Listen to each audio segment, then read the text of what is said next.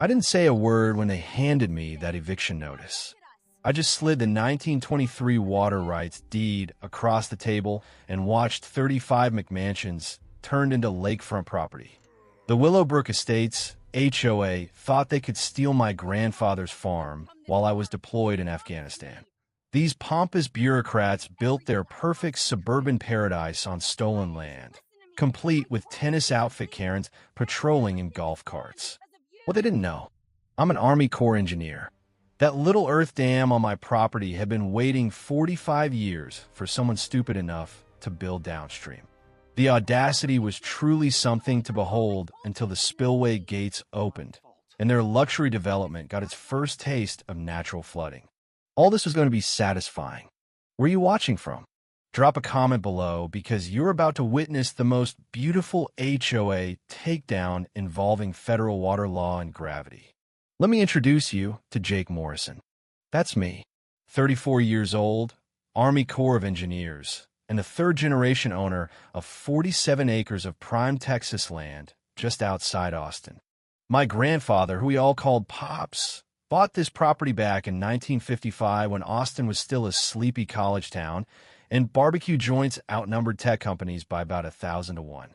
Pops was the kind of man who believed in taking care of the land and the people on it. In 1978, he built a small earth dam on our property. Nothing fancy, just good engineering design to collect rainwater for the cattle and help out our downstream neighbors during dry spells. The Army Corps of Engineers even helped him with the design.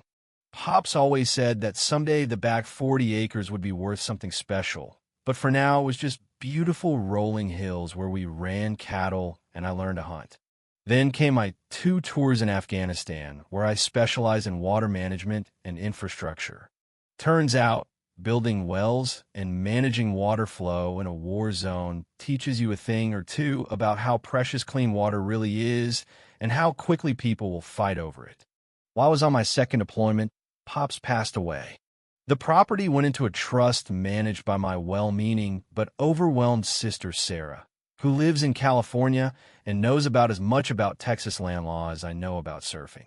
She hired a local property management company called Lanier Land Services to handle the taxes and upkeep. The property taxes got paid automatically. But here's the thing. Sarah never actually looked at the tax assessment. Big mistake. Enter our villain, Margaret Maggie Thornwell, 52 years old, president of Willowbrook Estates HOA, and the kind of woman who drives a white BMW X7 and treats tennis outfits like business attire. Maggie's got that particular brand of passive-aggressive sweetness that's Southern women perfect around age 45. You know the type, smiles while stabbing you in the back, and somehow she makes it sound like she's doing you a favor. Maggie's married to City Councilman Rick Thornwell, which should tell you everything you need to know about how she gets things done. She's got a reputation for neighborhood beautification initiatives, which is just a fancy way of saying she forces out anyone who doesn't fit her vision of suburban perfection.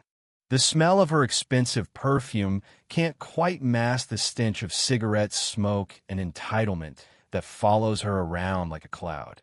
I came home from deployment in August 2023, ready to finally spend some real time on Pop's land.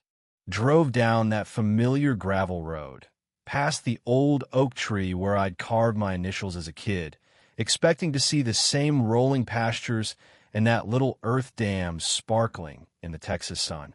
Instead, I found construction crews, concrete trucks, and survey stakes scattered across my back 40 like some kind of suburban invasion. The crunch of gravel under my boots felt different somehow, angrier. I could taste the dust and my own rising fury as I marched up to the construction foreman. "Sorry, buddy," he said, not looking sorry at all. "We got permits and everything. This is Willowbrook Estates property now." I called the police. Officer Martinez showed up and explained with obvious discomfort that the HOA had filed an adverse possession claim while I was overseas. Apparently, when nobody's actively using land for a certain period, and if you can prove you've been improving it, you can sometimes claim ownership. It's an old law designed to prevent land from sitting empty forever, but it's become a favorite tool of developers and HOAs looking to expand their empire. That's when Maggie appeared, riding up in her little golf cart like some kind of suburban warlord. Her voice had that syrupy sweetness that immediately made me want to check my wallet. "Your family abandoned this land, honey," she said, smiling like she was doing me a favor. "We're just putting it to good use for the community." But here's what really got my blood boiling. I discovered that her construction crews had diverted the small creek that feeds Pop's Dam. The water level was dropping every single day, and with it, 45 years of careful water management that had helped our neighbors through droughts, floods, and everything in between. As I stood there watching the water level drop, Maggie's parting shot echoed in my ears. "You should have stayed closer to home, soldier boy." That's when I knew this wasn't just about land. It was war. I hired the first attorney I could find. Big mistake. This guy quoted me $85,000 just to challenge the zoning change. Turns out, while I was serving my country, Maggie's husband, Rick, had pushed through an emergency zoning modification. My family's land went from agricultural pre-validation to residential development zoned faster than you can say conflict of interest. But here's where my Army Corps training came in handy. While that overpriced lawyer was shuffling papers and billing hours, I was digging through the county records like I was hunting for IEDs. And just like in Afghanistan, the devil was in the details. I found Pop's original 1978 dam construction permits, and they were beautiful.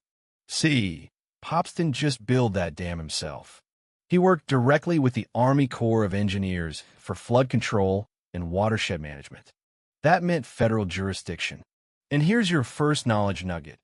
Any dam built with federal guidance creates federal jurisdiction that local HOAs can't override. Period. The metallic taste of adrenaline hit my tongue as I realized what I'd found. This wasn't just a property dispute anymore. It was a federal case. But wait, it gets better. While I was photocopying permits at the courthouse, I stumbled across a 1923 water rights deed buried in the old records. My great-grandfather had purchased senior water rights to the entire Willow Creek watershed. These rights were older than the city, older than the county's municipal water system, older than every single one of those McMansions sitting on my land. They weren't just stealing my property, they were stealing my water.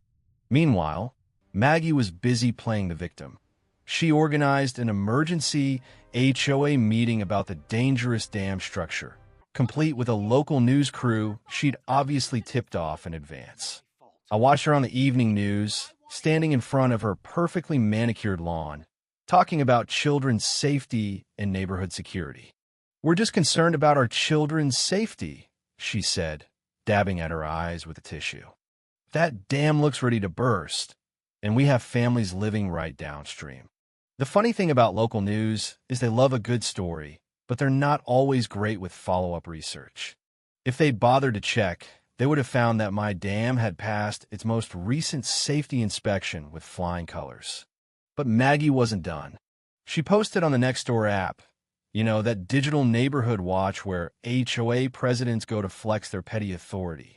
Her post warned about aggressive property disputes and unstable individuals in the area. She never mentioned my name, but she didn't have to. In a community that small, everyone knew exactly who she was talking about.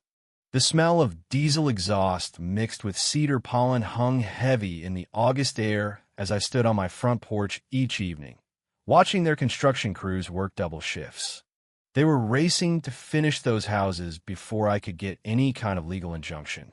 Every night, I counted new foundation pours. Every night, the water level in Pop's Dam dropped another inch. That's when I called my old Army buddy Tony Riggs, who now works for the EPA Enforcement Division. 20 minutes on the phone with Tony taught me more about environmental law than 3 hours with that expensive attorney. "Jake," Tony said, "if they're diverting a natural waterway without federal permits, that's a Clean Water Act violation. And if your dam has federal jurisdiction," he didn't need to finish the sentence. I started documenting everything. trail cameras around the property perimeter, timestamp photos of every water diversion, flow measurements at 3 different points along the creek. My sister Sarah called from California, begging me to just take the money and walk away. But this wasn't about money anymore. It was about the crunch of gravel under construction boots that had no business being on my land.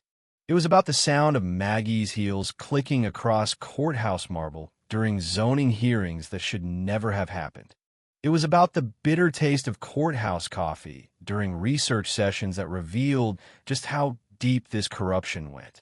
But most of all, it was about that dam. Pops built it to help the community during dry spells. For 45 years, it had been a source of life for our neighbors downstream. Maggie's crew was turning it into a decorative pond for McMansions. Here's the thing about water rights in Texas.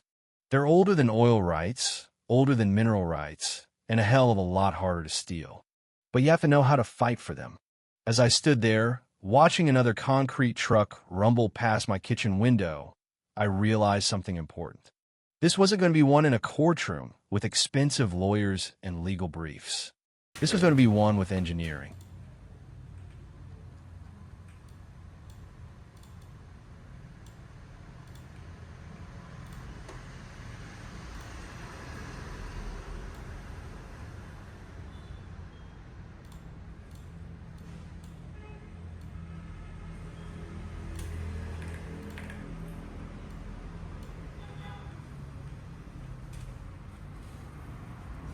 Cảm ơn tất cả các bạn đã xem video.